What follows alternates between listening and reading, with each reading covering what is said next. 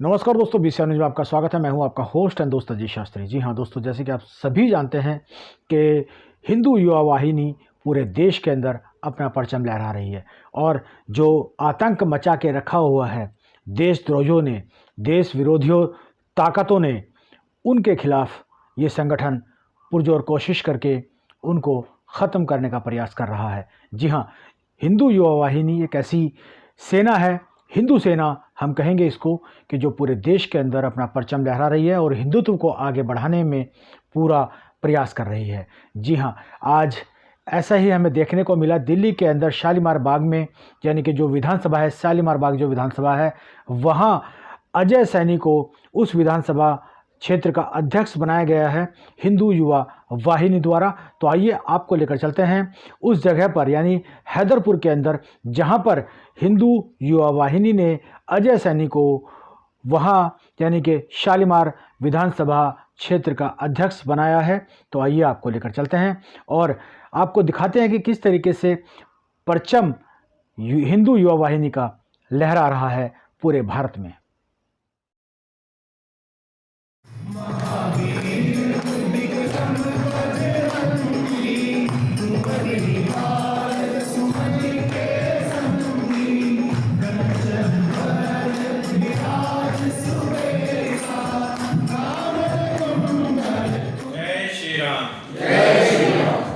वंदे मातरम, वंदे मातरम। भारत माता की जय, भारत माता की जय, भारत माता की जय। जय श्री राम, जय श्री राम। हिंदू युवा वाहिनी दिल्ली प्रदेश की तरफ से दिल्ली प्रदेश के अध्यक्ष श्रीमान दिनेश अग्रवाल जी का हिंदू युवा वाहिनी के सभी कार्यकर्ता और पश्चिमी दिल्ली की तरफ से बहुत स्वागत करते हैं। जय श्री राम, जय श्री राम। हिंदू युवा वाहिनी पश्चिमी दिल्ली के अध्यक्ष श्रीमान अशोक शौकीन जी का सभी हिंदू युवा वाहिनी के कार्यकर्ताओं द्वारा स्वागत। जय श्री राम, जय श्री राम। मैं पश्चिमी दिल्ली से हिंदू युवा वाहिनी महामंत्री पंकज नंदा आज शालीमार बाग विधानसभा अध्यक्ष की नियुक्ति के लिए श्रीमान अजय सैनी जी का तहे दिल से इस कार्यक्रम में स्वागत उन्हीं के द्वारा आयोजित कार्यक्रम के, तो तालियों के साथ जय श्री राम। हमारे माननीय अतिथि भारतीय जनता पार्टी से संदीप द्विवेदी जी, इनका स्वागत। जय श्री राम। और रानीबाग सरस्वती विहार विधानसभा से नवनियुक्त अध्यक्षिका कुमारी मीनाक्षी मल्होत्रा जी और उनके साथी उपाध्यक्ष गोस्वामी जी का बहुत बहुत तहे दिल से स्वागत करते हैं। जय श्री राम। तो भाइयों, साथियों, बहनों, बुजुर्गों, आप सभी को नमन नमस्कार करते हुए आज का जो कार्यक्रम है हिंदू युवा वाहिनी का, जिससे आप सभी परिचित हैं कि हिंदू युवा वाहिनी देश की सेवा के लिए अग्रसर संगठन और मातृभूमि के लिए दिन रात, दिन प्रतिदिन कार्यरत, हर कार्यक्रम में आगे हमारे महाराज जी श्री आदित्य योगीनाथ जी, मुख्यमंत्री उत्तर प्रदेश, उनके संरक्षण में जिस तरह की देशभक्ति की भावना हर नवयुवक के अंदर और हर परिवार के अंदर जो एक ऊर्जा पैदा कर रही है, उन्हीं के दिशा निर्देशों और संरक्षण के अंतर्गत कार्यक्रमों को आगे बढ़ाया जा रहा है, जिसके अंतर्गत आज का ये कार्यक्रम रखा गया कि शालीमार बाग विधानसभा से आपके यहाँ के जो समाज सेवक अजय सैनी जी, कई सालों से आप सब इनके चेहरे से परिचित हैं, इनके नाम को किसी तरह का परिचय देने की शायद आवश्यकता नहीं, क्योंकि कई सालों से यहाँ पर बच्चों को निःशुल्क शिक्षा दे रहे हैं और भी समाज सेवा के कई तरह के कार्यक्रम चला रहे हैं नौजवान बच्चों के लिए। कंप्यूटर शिक्षा, प्रशिक्षण शिक्षा, शालीमार बाग में नहीं, दिल्ली में अलग अलग क्षेत्रों में उन्होंने अपना बड़ा योगदान दिया। शिक्षा का माध्यम किसी भी नौजवान को, किसी भी बच्चे को सही दिशा देने से, क्योंकि अगर शिक्षा प्रशिक्षण की है, टेक्निकल है, आधार की है, संस्कृति की है, संस्कारों की है, भारतीय संस्कृति से जुड़ी है।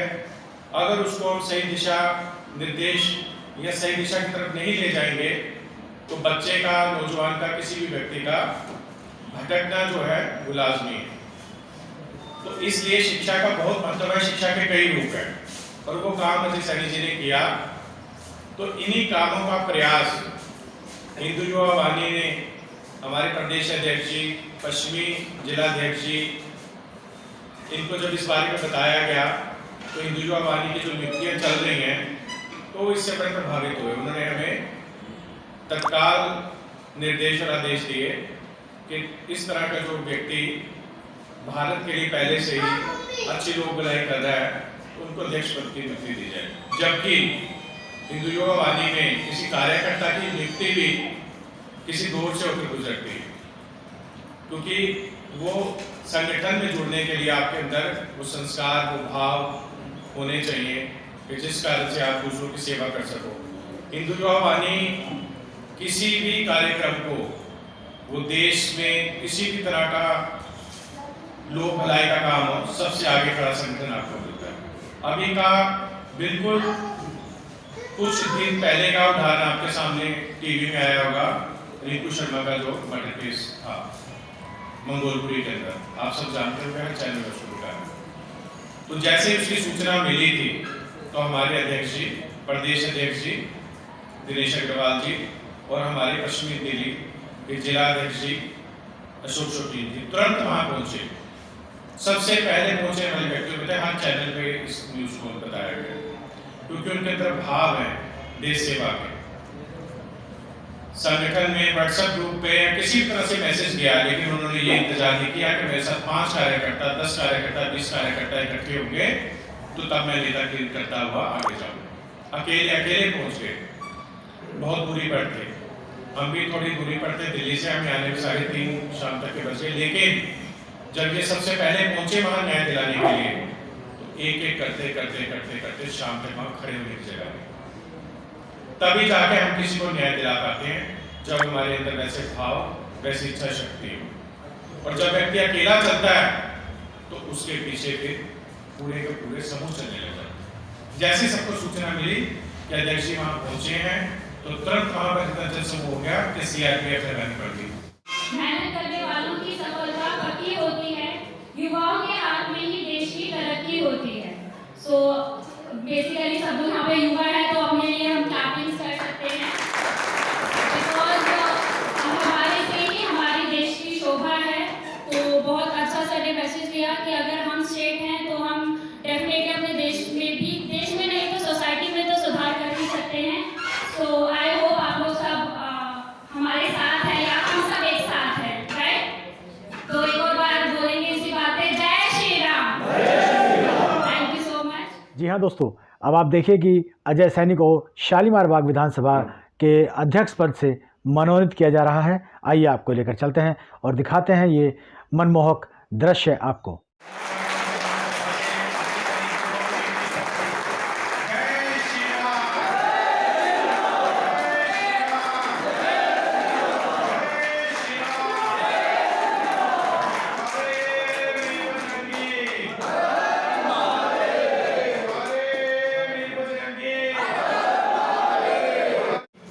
जय श्री राम। जय श्री राम।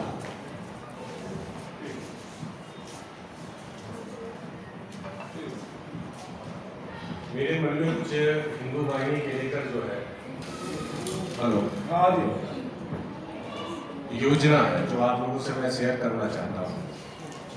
एक्चुअली क्या है कि जो हिंदू वाहिनी का एक छापी है, अभी का जो एग्रेसिव है, जिनको जहाँ तक यूपी में जो चीज़ें हुई है अभी, जैसे लड़ना या अटैक करना, इन सब चीज़ों को, छवि को बदल के मैं ये चाहता हूँ कि जो मेरे मन में है कि हम दिल्ली में अत्यधिक कार्यकर्ता को जो है सो जोड़ने के बाद जो उनकी कुछ कार्यकर्ता को, जैसे कि मैंने अलग अलग दिल्ली में जो है प्रांत में जो है गया हूँ, यहाँ पर देखा हूँ, जो निजी कार्यकर्ता है जिनको कहीं ना कहीं किसी चीज़ की ज़रूरत है, तो मैं उसमें ये चाहता हूँ कि यहाँ पर कुछ हम लोग फंड का अरेंज करें और जो छोटे छोटे रोजगार वगैरह है, जैसे कि हम किसी को सब्जी है, एक ठेला है या छोटे रोजगार है, उन सब चीज़ों को जो स्लम एरिया है उसको टारगेट करके जो है सो वहाँ पर जो है सो अपने हिंदू वाहिनी के फंड से उनको रोजगार दिया जाए, जिससे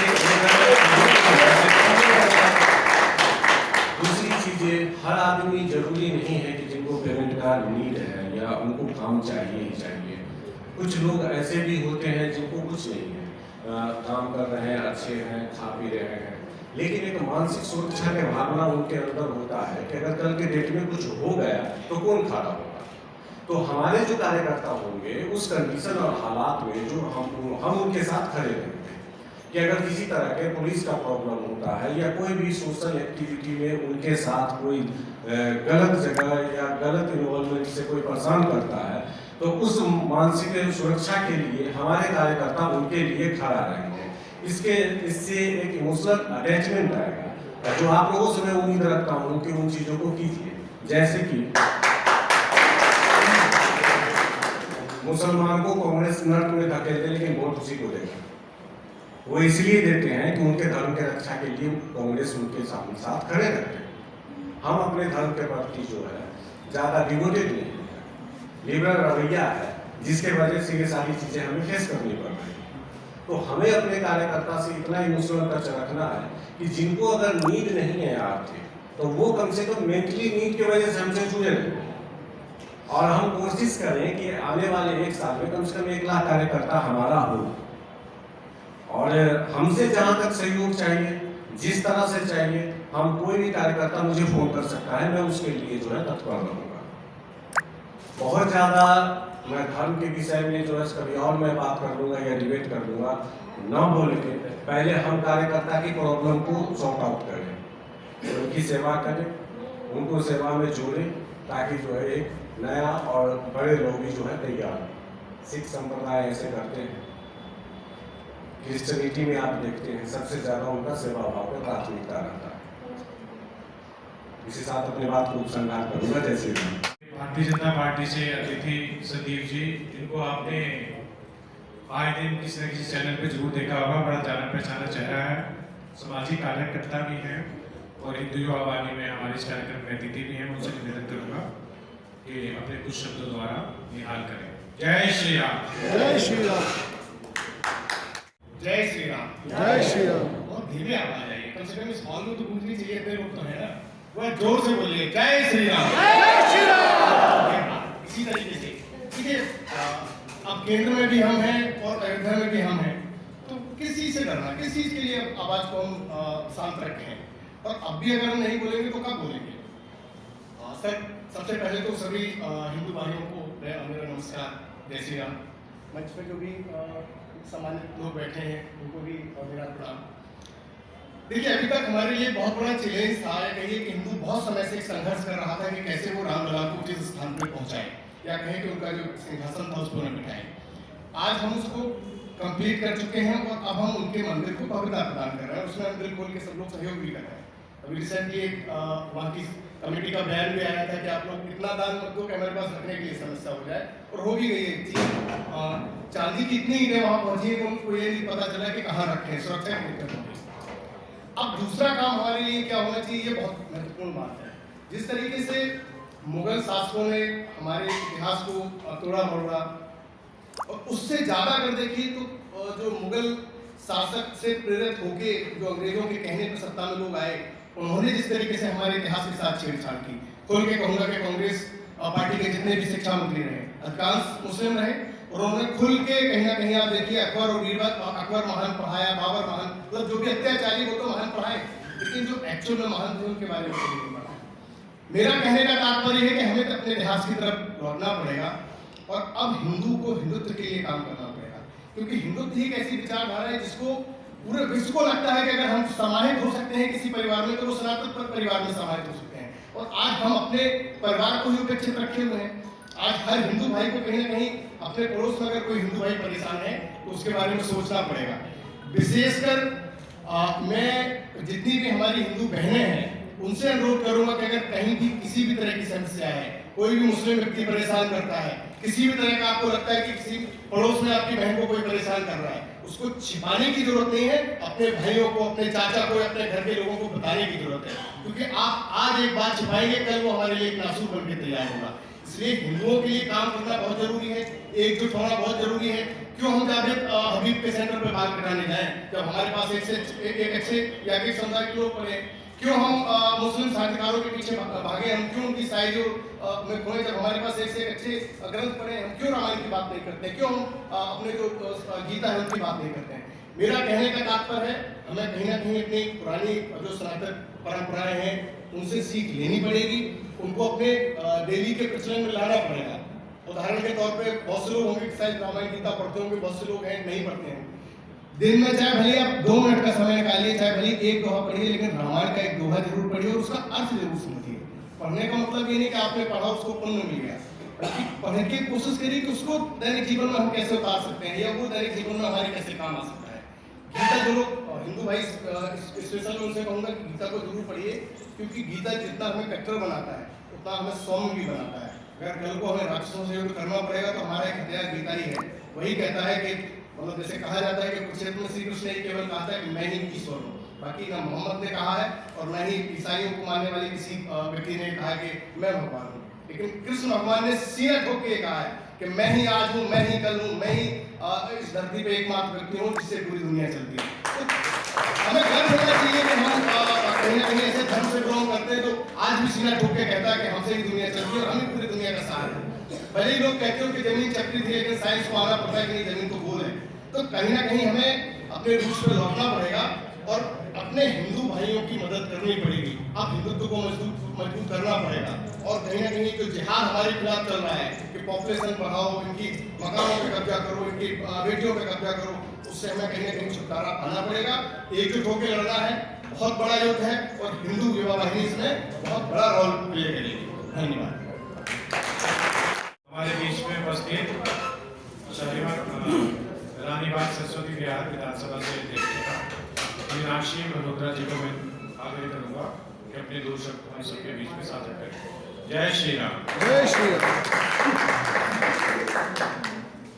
सभी को करें जय श्री राम। जय श्री राम। जय श्री राम। मैं अपनी यहाँ आई हुई सभी बहनों का सबसे पहले आभार प्रकट करती हूँ, जो जब से मैं यहाँ आई हूँ मैं देख रही हूँ वो एक पैर पर खड़ी है और यहाँ सेवा कर रही है। तो सबसे पहले महिला शक्ति के लिए एक जोरदार तालियां।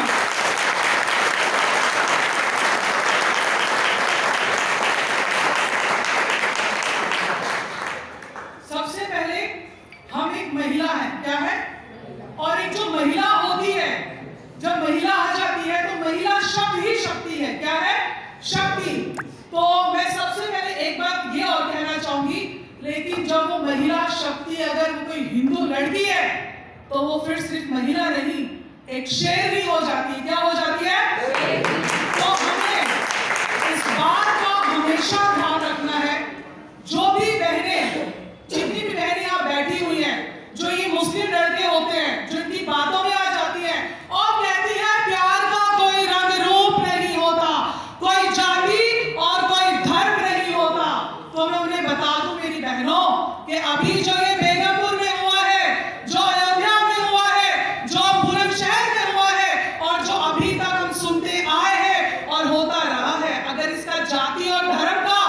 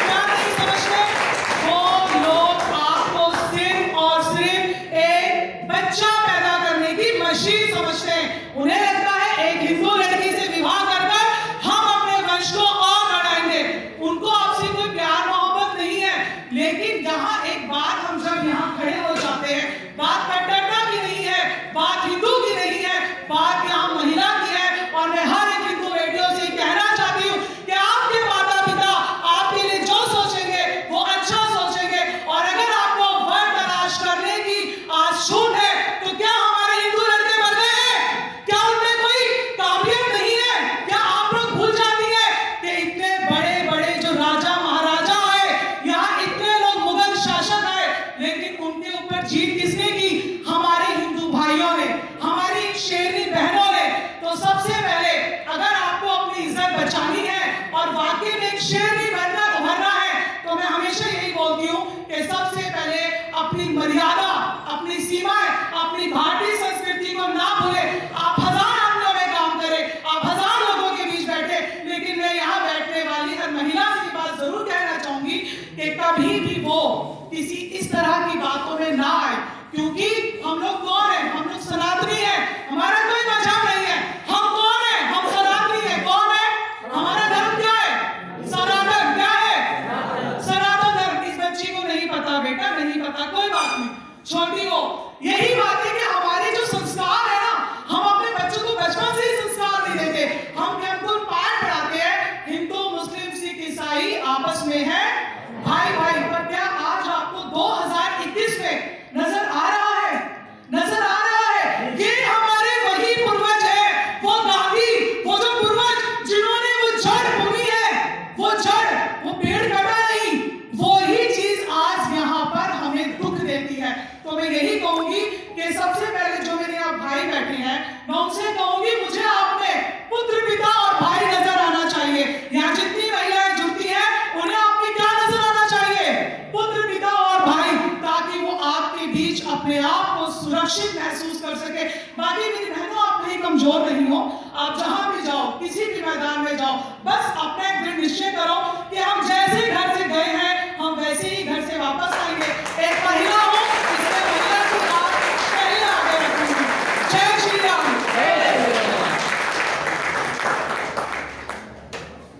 जय श्री राम। जय श्री राम।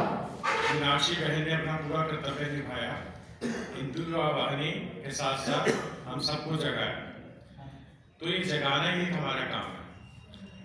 अब देशभक्ति तो शुरू से हो रही है। सनातन धर्म के ऊपर कितने अत्याचार हुए, कितने तरह तरह के लोगों ने राज किया, जुल्म किया, लेकिन सनातन धर्म तब भी मजबूती से खड़ा था, आज और मजबूती से खड़ा है। कारण हिंदुस्तान की धरती इतनी पावन और पवित्र धरती है, इस पर परमात्मा की बड़ी कृपा रहमत अवतार है। कहते हैं कि सनातनियों के बहुत भगवान हैं, क्योंकि भगवान को सनातनियों से बहुत प्यार है।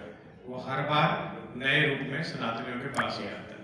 इसलिए इस हिंदुस्तान की तो मिट्टी इतनी पावन और पवित्र है कि इसको मस्तक पे लगा लें तो सब तरफ जीत ही जीत हो जाती है। हम सबको अपने विचार और संस्कार भारत की मिट्टी से मिले हैं। बच्चों को क्या चाहिए? अच्छी शिक्षा, अच्छा पोषण, अच्छा विकास, अच्छे व्यवहार, अच्छी संगति, वो हम सब आप मिलकर उन्हें देंगे। महिलाओं को क्या चाहिए? सशक्तिकरण, शोषण रहित समाज, सम्मान, समानता, अधिकार, वो हम सब उन्हें मिलकर देंगे। बुजुर्गों को क्या चाहिए? मान, सम्मान, आदर, सत्कार, बुजुर्ग गुणों का खजाना है, हम उनके मार्गदर्शन में चलेंगे। हमारे नौजवान बच्चों को क्या चाहिए? अच्छी शिक्षा, अच्छा कैरियर, हिंदू युवा वाहिनी की तरफ से उसके लिए भी पूरा मार्गदर्शन किया जाएगा। कोई भी व्यक्ति यहाँ पर उपस्थित या जो उपस्थित नहीं आपका जानकार, उस तक ये समाचार पहुंचाओ। हिंदू युवा वाहिनी का संगठन, आप सब हिंदू युवा वाहिनी के साथ खड़े हैं, तो पूरा परिवार आपके साथ खड़ा है, आप अकेले नहीं। अकेला व्यक्ति, हमने बचपन से सुनते हैं, अकेली डंडी को तो कोई भी तोड़ देता है, लेकिन जब वो गट्ठर बन जाता है तो उसको कोई तोड़ नहीं पाता। तो ये संगठन एक गट्ठर है, मजबूत है। जब आप इसमें आ गए, परिवार के सदस्य बन गए, तो आप में मजबूती आ गई, कोई आपको छेड़ नहीं सकता। जहां पर भी आप 5 लोग हिंदू युवा वाहिनी के जा रहे होंगे, महिला पुरुष कोई भी, तो वहां होगा ये हिंदू युवा वाहिनी के शेर और शेरनी आ गए। किसी की हिम्मत नहीं होगी नाजायज अत्याचार करने की, आपके ऊपर किसी तरह का झूठा इल्जाम लगाने की। आप सत्य के लिए खड़े हो सकते हो। क्यों? आपके साथ हिंदू युवा वाहिनी की जो ताकत खड़ी है, वो आपको पूरी सपोर्ट और सहारा देगी। हिंदू युवा वाहिनी के किसी भी कार्यकर्ता को किसी भी प्रकार की कोई आवश्यकता शासन प्रशासन में अच्छे काम के लिए, पढ़ाई लिखाई में, सामाजिक आर्थिक या फिर कानूनी तौर पर कहीं पर भी आवश्यकता होगी, तो ये जो परिवार बैठा है, ये सारा सेक्शन आपका साथ देगा। और हिंदू युवा वाहिनी के अंदर आकर आप भी इतने सक्षम हो जाएंगे कि दूसरों की सहायता और सेवा तन मन धन से कर पाएंगे, इसको मजबूत कर पाएंगे। अध्यक्ष जी द्वारा इन्हें सम्मानित किया जाएगा। आने वाले समय में इनका कार्यक्रम भी अगले सप्ताह मंगोलपुरी में रखा जाएगा। आओ अध्यक्ष जी, ये भी अपनी बहुत बड़ी टीम मंगोलपुरी से तैयार कर रहे हैं हिंदू युवा वाहिनी के लिए, क्योंकि नौजवान इस देश का भविष्य है। अपने तरह के नौजवानों को और जगाएंगे, नगर में हिंदू युवा वाहिनी की और जगाएंगे। जय श्री राम। जय श्री राम।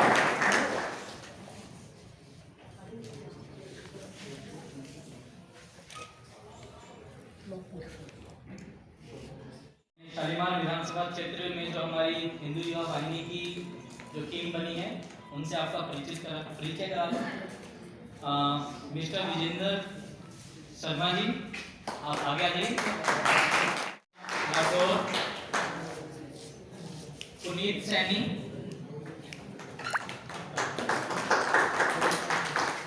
दीपक कुमार, परवीन कुमार,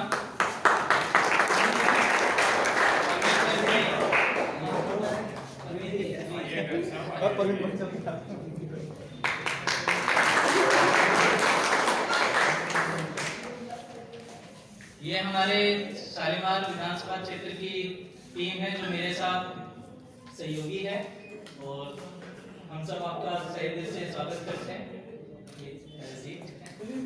सभी पदाधिकारियों के साथ नए कार्यकर्ताओं को मैं हार्दिक स्वागत करता हूँ आज सहयोग के मार्गदर्शन में खड़े हुए हैं। इस विचारधारा को आगे बढ़ा के ले जाए हो, ठीक है, और सभी टीम के सदस्य उनका सहयोग प्रदान करें, जो भी उनको चाहिए, चाहे जिस कंडीशन को, आर्थिक स्थिति हो या सामाजिक स्थिति हो या सांस्कृतिक कोई विरासत को जीवित रखने के लिए जो चीज, जो प्राण और विभूति चाहिए, हमारी टीम, समस्त टीम उस चीज को पूरा करेगी। और हमारे जिला अध्यक्ष साहब जो इस मंडल के अध्यक्ष हैं, ये जो भी इनको लगता है अजय साहनी जी से मार्गदर्शन प्राप्त करते रहेंगे। बाकी सभी टीम आपके साथ में है। जय श्री राम। जय श्री राम। हमें अपने हिंदुत्व के दर्शन कराएं कि किनको हनुमान चालीसा पता है और किनको नहीं पता, जिनको याद है या नहीं याद है, उसकी एक परीक्षा हो जाए। हिंदुत्व तो हम बोलते हैं, पर हिंदुत्व हम कहाँ रह गए? हमें हमारी गीता में, हमारे उसमें लिखा हुआ है कि हमें अपने धर्म के प्रति हमेशा एक्टिव रहना चाहिए। और हमारे उसमें आज के टाइम में पृथ्वी पर अगर कुछ जीवित उसमें मानते हैं तो हनुमान जी को और वैष्णो देवी जी को मानते हैं। अब हमें हनुमान जी का ही चालीसा नहीं आता है तो हम कहाँ? और बाकी जो धर्म है उसमें उनको पूरी अपनी सारी पता, उनके छोटे छोटे बच्चों को पता है, सब कुछ पता, और हमें याद नहीं है, हमारे बच्चों को तो पता नहीं क्या याद होगा। तो हमें अपनी एक डेली की प्रैक्टिस शुरू करनी है कि हमें भी करना है और अपने बच्चों को भी हिंदुत्व में जोड़ना है, और कम से कम हनुमान चालीसा तो वो डेली सुमरन करें। मैं यहाँ पर एक अपने बारे में थोड़ा सा इंट्रोड्यूस करना चाहूँगा। मैं क्षमा चाहूँगा, आपका थोड़ा समय ले रहा हूँ। मैं लगभग 2003 से समाज सेवा के कार्यों में हूँ। अलग अलग एनजीओ में मैंने काम किया है, और फिलहाल मेरी अपनी एक एनजीओ चलती है प्रतिज्ञा के नाम से। 2005 से मैं कार्यरत हूँ, और ऊपर वाले की कृपा से काफ़ी अच्छे लेवल पे काम भी कर रहा हूँ। पंकज जी से मैं लगभग 8 साल से जानता हूँ आपको, 11 साल से भी ज़्यादा हो गए।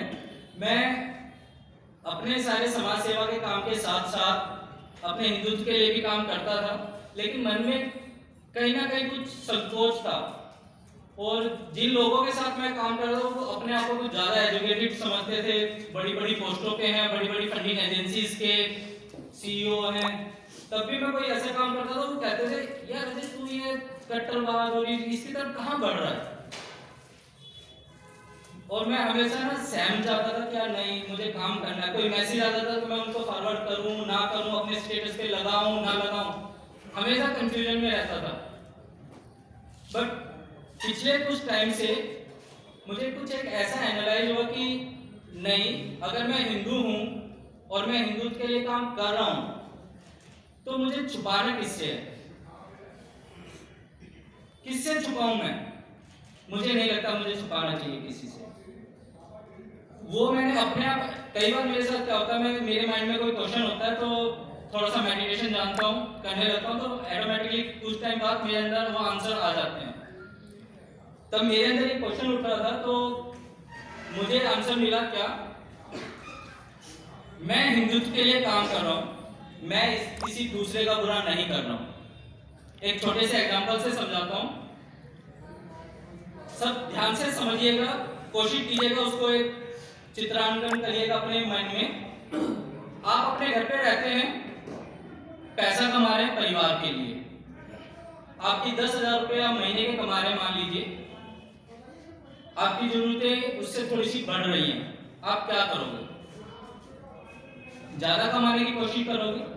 ज्यादा कमाने के लिए आप थोड़ा सा और मेहनत करोगे। आप 10 से 20 पे चले गए, 20 से 40 पे चले गए, 40 से 50 पे चले गए, 50 से मैं कहता लाख रुपए महीना कमाने लग गए।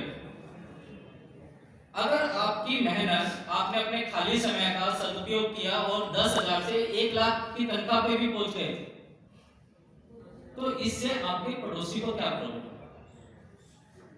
होनी चाहिए उसे कोई प्रॉब्लम? नहीं होनी चाहिए। लेकिन हमारे हिंदू समाज में क्या बोला जाता है, अगर आप हिंदू के लिए आज 10,000 पे काम कर रहे हैं, कल आप 20,000 पे काम करोगे, 30,000 पे करोगे, जहां आप लाख पे पहुंचोगे तो आपको कह देंगे ये कट्टरवादी हिंदू है। अरे भाई, मैं अपने आप को समर्थ बना रहा हूं, मैं कट्टरवादी कहां से हो गया? बताइए आप में से कोई भी, क्या मैं कट्टरवादी हिंदू बना? क्या नहीं बना। मैं अपने आप को, अपने समाज को, अपने हिंदुत्व को समर्थ बना रहा हूं। जो लोग पीछे हट गए, कहीं ना कहीं अकेले हैं, उनको समर्थ बना रहा हूं। तो मैं कहां से कट्टरवाद का काम करने लग गया हूं? और हमें तो ये बोल दिया जाता है कि हम कट्टरवाद का काम कर रहे हैं, लेकिन वहीं पर बाकी जो धर्म है वो रोड पे बैठ के नमाज अदा करें, अपने आप की प्रेजेंस दिखाएं मार्केट में, वो कट्टरवाद नहीं है, वो उनका धर्म उनको अलाउ करता है। लेकिन मेरा धर्म, अगर मैं 2 धर्म के काम करने लग जाऊं तो मुझे कट्टरवादी बोलने लग जाते हैं, मुझसे कटने लग जाते हैं। मेरे कई प्रोजेक्ट ऐसे छूटे हैं मुझसे, पंकज जी अच्छी तरह जानते हैं। तो वहीं पर मुझे एनालाइज हुआ, नहीं, मैं कोई कट्टरवादी नहीं हूं, लेकिन मैं अपने धर्म की रक्षा के लिए मैं आगे हूं, अपने धर्म को सक्षम बनाने के लिए मैं काम करूंगा और करता रहूंगा। और मेरी जो टीम है, मैं आप सबको पूरा आश्वासन देता हूं कि शायद ही आपको कोई ऐसा एरिया मिले जो हमारे शालीमार एरिया से बड़ा बन सके। सबसे ज्यादा हिंदू धर्म के साथ सहयोगी खड़े होंगे तो हमारी शालीमार विधानसभा क्षेत्र से खड़े होंगे। इसी के साथ मैं सबका धन्यवाद करता हूँ, सब आए हैं, उनके आपने समय दिया, बहुत बहुत धन्यवाद। बीसीआर न्यूज वालों का भी धन्यवाद, और आपकी तरफ से जो मीडिया है आपका भी सर धन्यवाद, बाकी सारे अतिथिगण का धन्यवाद, और हमारे वॉलंटियर्स का धन्यवाद।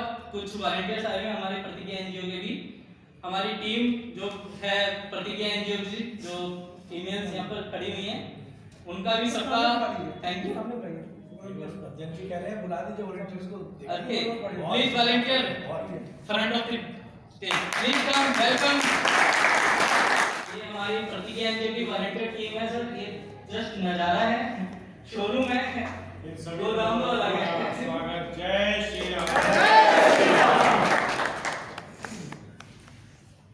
Thank you. जी हाँ दोस्तों, अभी तक आपने कार्यक्रम देखा, बहुत ही अच्छा कार्यक्रम चल रहा था। और इसी दौरान जो अजय सैनी जी हैं, जिनको अध्यक्ष चुना गया है शालीमार बाग विधानसभा का, जी हाँ, उनके माता और पिताजी दोनों ने, जो टीम पहुंची थी वहाँ पर, हिंदू युवा वाहिनी, जी हाँ, पूरी टीम को सम्मानित किया। आइए आपको दिखाते हैं।